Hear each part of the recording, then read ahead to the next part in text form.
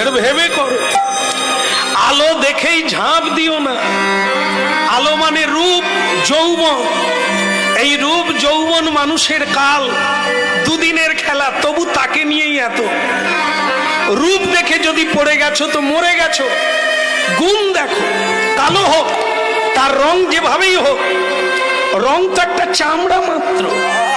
এই রং কোনো নারী নয়, এই রং কোনো পুরুষ নয়। আসল পুরুষত্ব তো পুরুষত্ব, কাপুরুষতা নয়।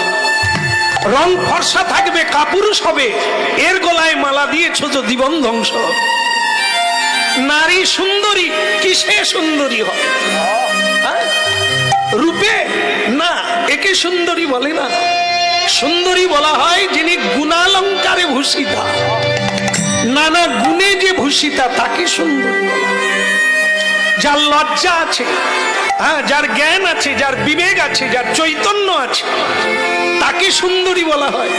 যাকে দেখতে সুন্দরী, তার বাক্যের ঠিক নাই, তার ব্যবহারের ঠিক নাই, পা লেগে গেলে প্রণাম করে নাই, না বললে কথা শোনে নাই, সে সুন্দরী হলো কোথা থেকে?